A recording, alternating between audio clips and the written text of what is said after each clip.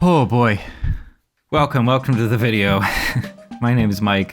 I talk about media studies topics, especially in relation to popular entertainment media. Lots of shows and movies and video games. I have a soft spot for animation, and today these worlds are colliding in a big way because it's finally time for me to talk about the Mario movie. And I've known for a while that the next video I made had to be about the Mario movie. It just had to be.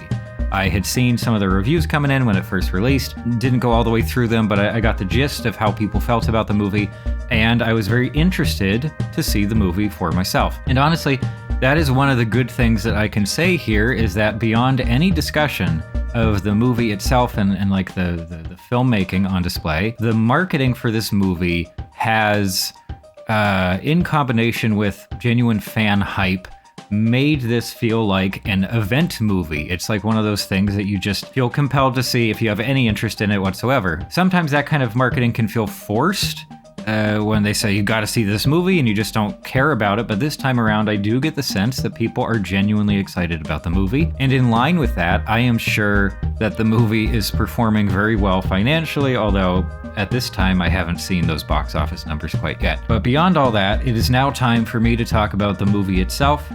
And this part is tricky because I put a lot of thought into how I present myself online, into what I write and what I say, and also the negative or the positive effects of my content, how it might make viewers feel.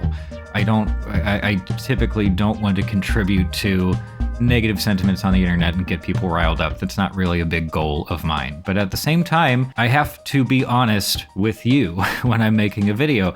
I'm not a good enough actor to sit in front of a camera and lie to you about my thoughts on a movie or a show or a game or like an internet community. And with the Mario movie, I want to approach this from two different mindsets. From the game-playing Mario fan brain and the movie and animation fan brain. I made a long video pretty recently about my affection for Nintendo and the Switch specifically.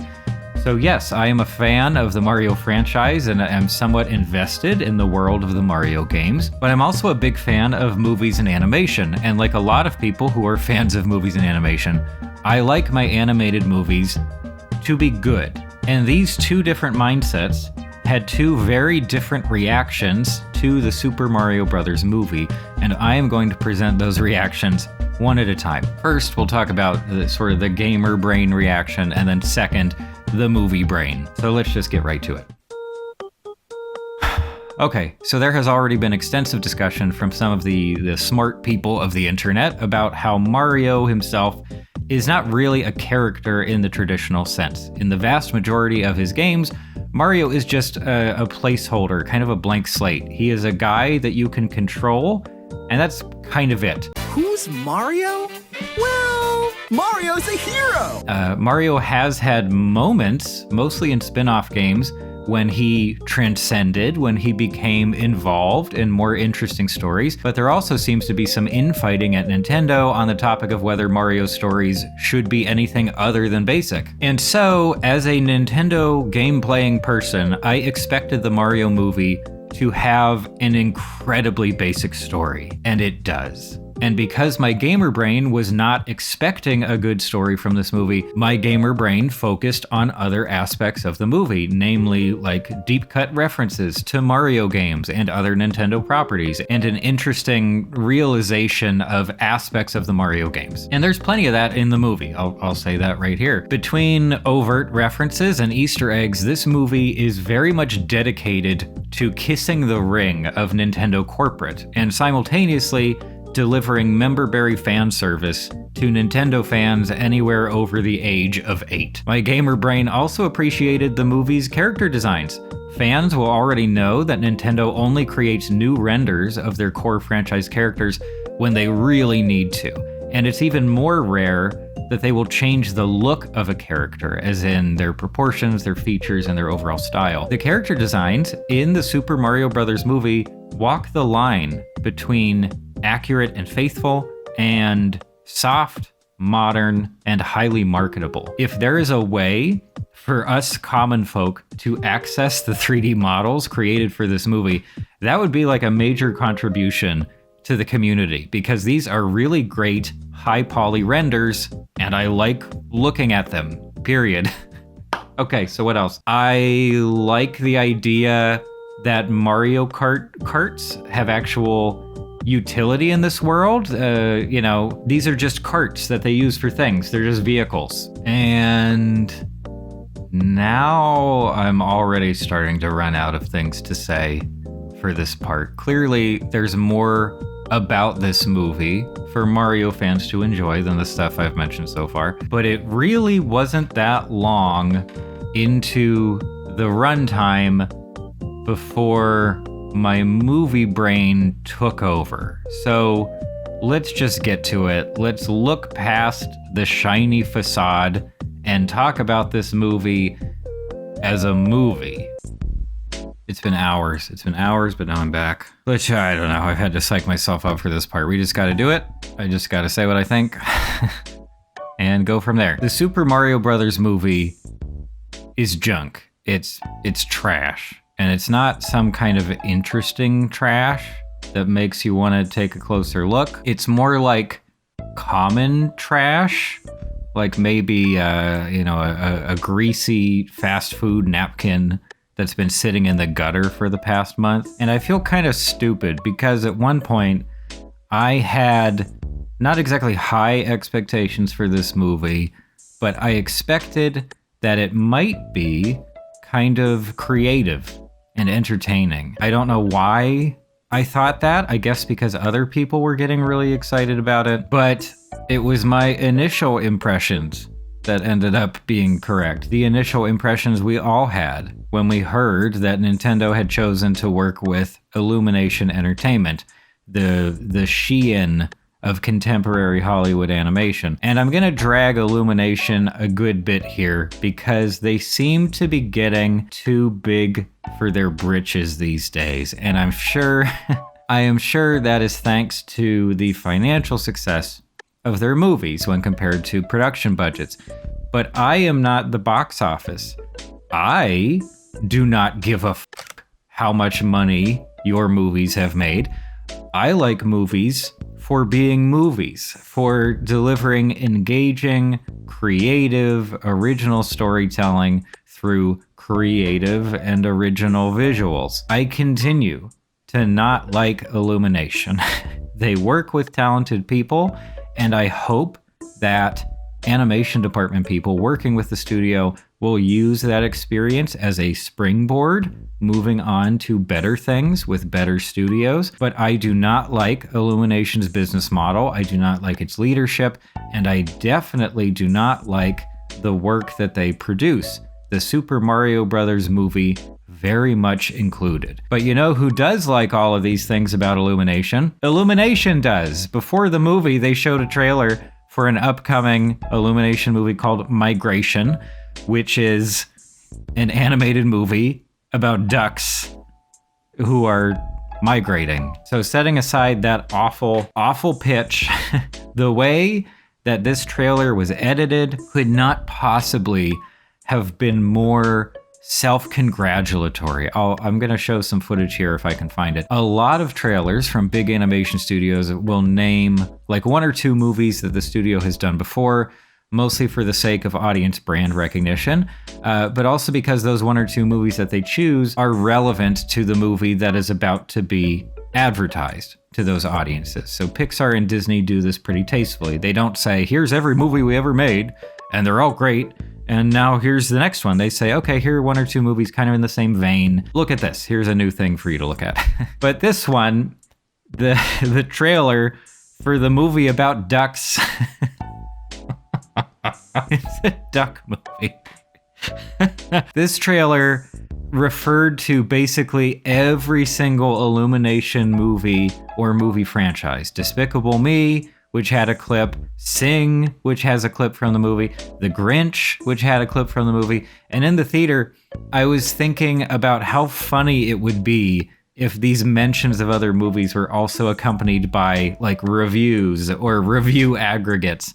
And the editing the way that these mentions of other movies were presented was extremely overdramatic. The tone that they were building to made it feel like they were about to announce the most ambitious title yet. And then they showed off the ducks.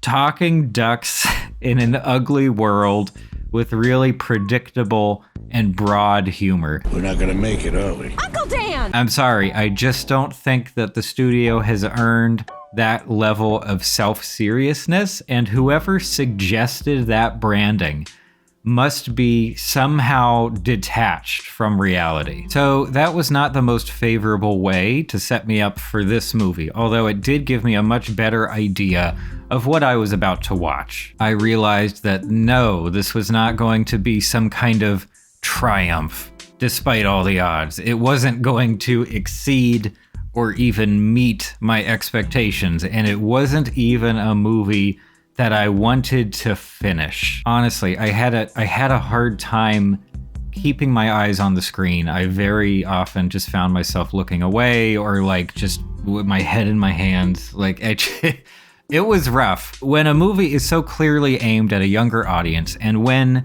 that younger audience is so clearly excited for that movie, I can look past a lot. Now, I have said it before, movies do not have to be stunning works of artistic expression and execution.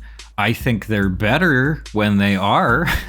The good ones are that way, but I do not think that a mediocre movie on its own is going to bring about the end times or something. It's just not that serious. But even then, when I'm willing to look past a bunch of stuff, there are still baseline standards that I keep in mind. And if a movie reveals problem after problem after problem, my goodwill starts to run out. So imagine you're looking at apartments. The broker, they show you this one-bedroom apartment that at first glance looks pretty nice. It has hardwood floors, you know, there are lots of windows around. There's a decent kitchen, but then you start looking closer and you notice that it's just like 50 feet away from a major highway. Okay, you could probably get used to the noise, maybe, you know?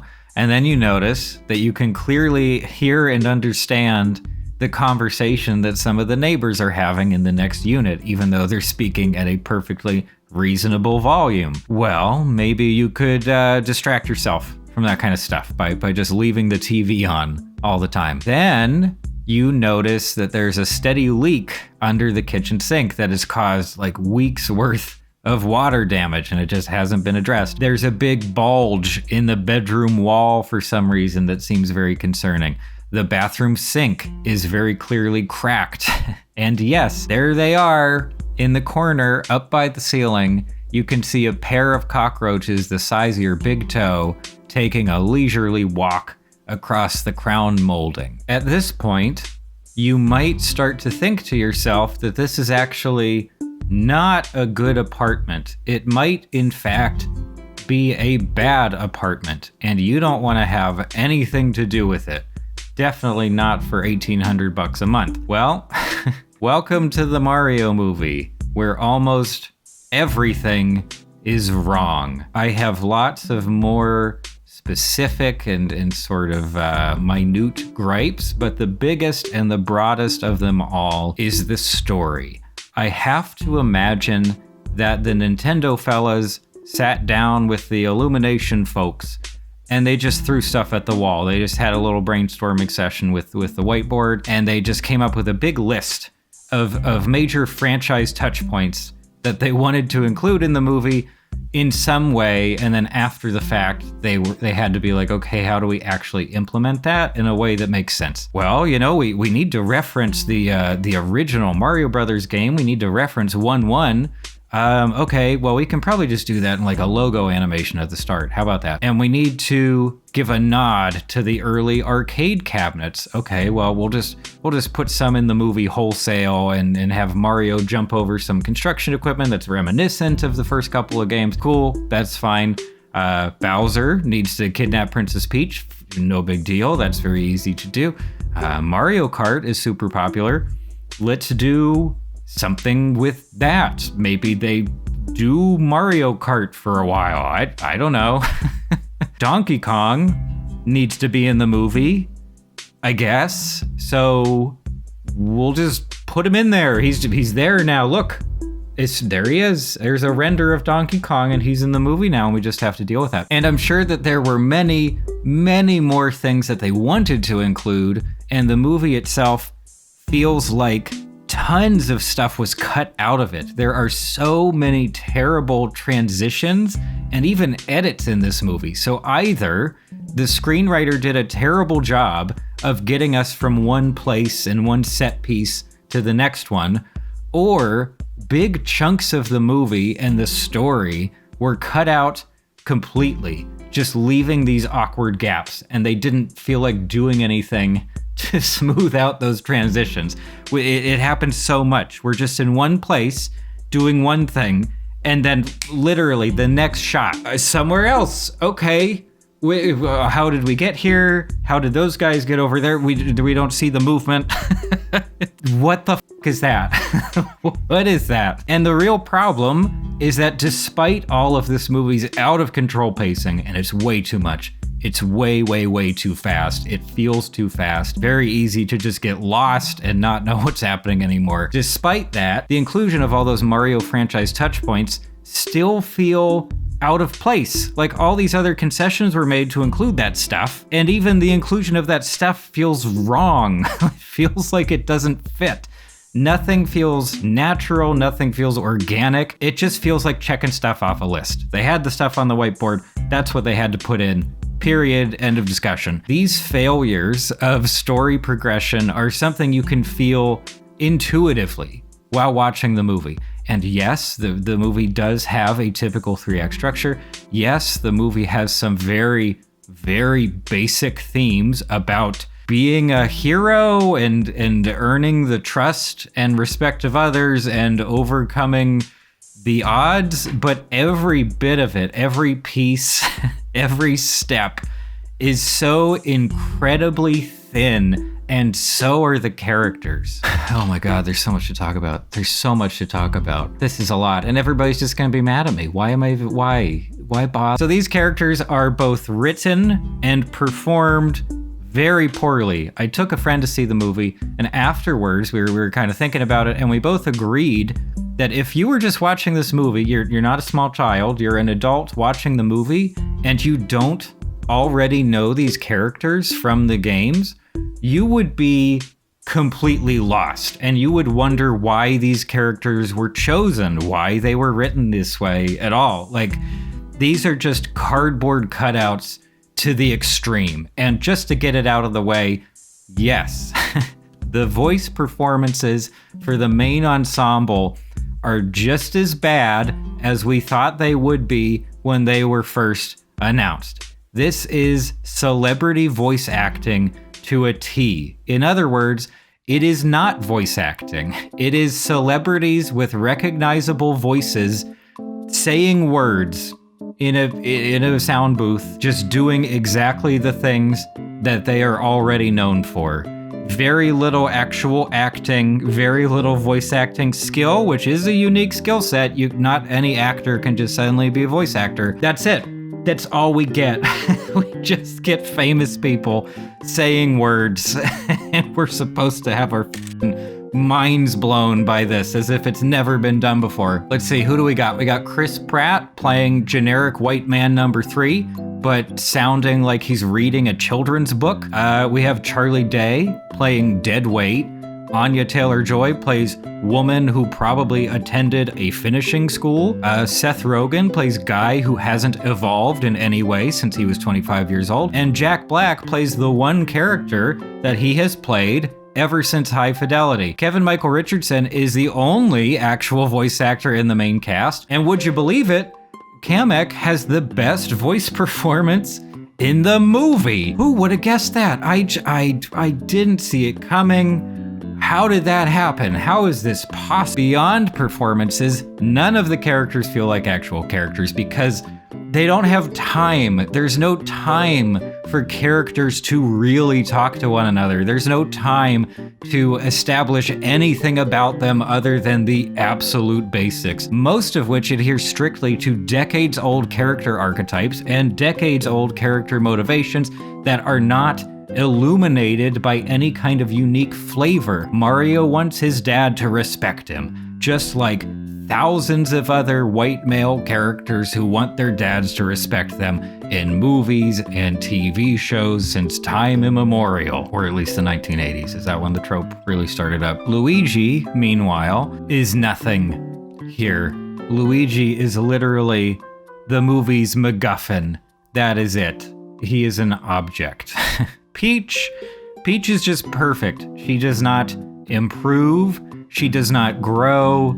She's just perfect already, and that's it. Static character, no arc whatsoever. She's human, probably a human from planet Earth, like Mario and Luigi, but don't worry about that because it just won't come up again. The Toads recognized that Baby Peach was superior to them in every way, so they made her royalty. Because to steal a Dan Harmon line, she is a Harvard graduate at a cosmic level. This is a problem when your characters do not feel real or sympathetic or relatable in any way.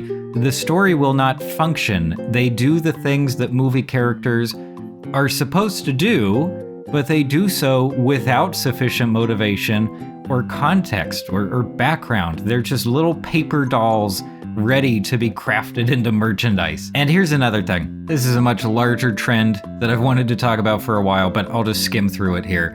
I hate, very much hate when modern movies, especially family movies and animated stuff, have their characters react to certain lines of dialogue and certain out-of-place events in the way that they want the audience to react to that stuff. So for example, in this movie, they're in Monkey Land all of a sudden, and a weird ape guy presents himself. Don't worry, he's not important to the story. This is just a way for them to get from a place to another place. And Toad says something like, "Ooh, okay," like, "Oh, well, that was weird. What was all that about?" And then we just move on. Oh my God, okay. Oh, yay. We know, like, can I be the one who gets to react to things happening in the movie? Like, do you really need to make the characters point to every little thing that happens? Do you need all the meta jokes that are like, why do you look like that? Why do you look like this weird character? And like, we know, we signed up for this. We bought tickets to the Mario movie. We understand that they're gonna look like video game characters. Like, do you need to comment on it? So I'll sum the story portion of this movie up like this. You're at some place and you order yourself a hamburger, okay? And they come over and they hand you a burger bun and they say, "Here is a burger." But no, it's not. There's nothing inside the bun. It's just bread. It's just empty and kind of stale. So you say, "No, this is not a burger." "Oh, sure it is. Doesn't it look like a burger?" "Well, kind of, but only from a distance. I mean, up close, it's clearly just a bun on a plate." "Well, whatever, to heck with you. Millions of other people love these burgers." So if we're talking about small children enjoying this movie, cool. I mean, go for it, kiddos. I liked plenty of crap movies when I was 5 years old.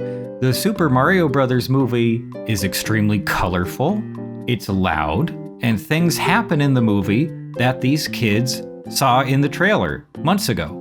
And that's enough. Like, as far as they're concerned, they got what they wanted. But as for the adults who seem to be getting into this movie, especially the gamers who are just completely their over this thing, are you sure about that?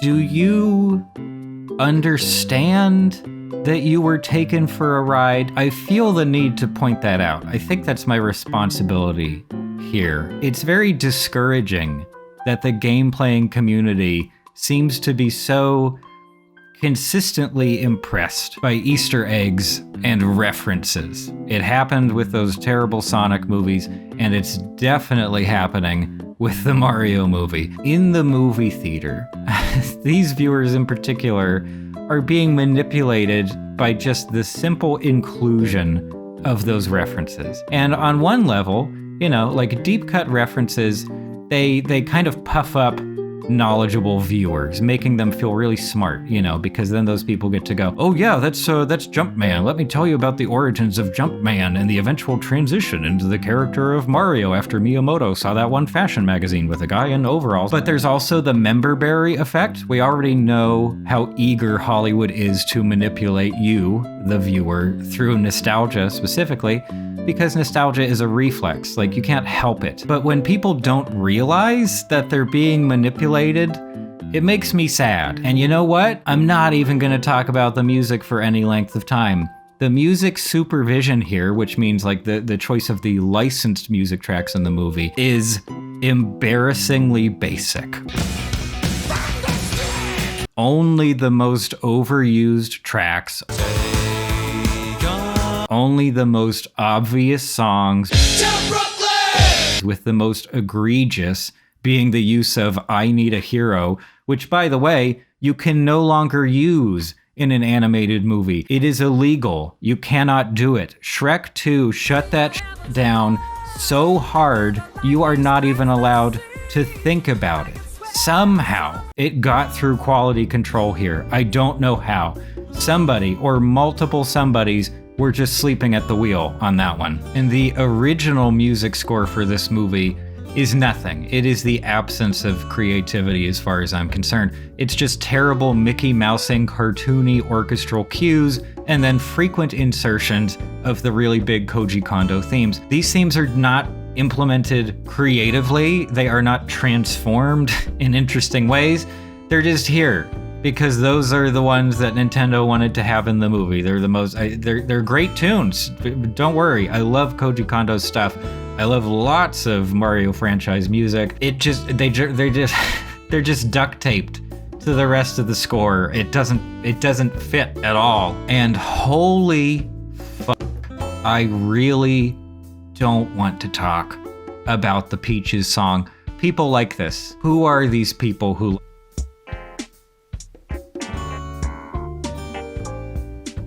In case no one's told you yet, you do not have to like this stupid song. You are allowed to have standards. You are allowed to want good things.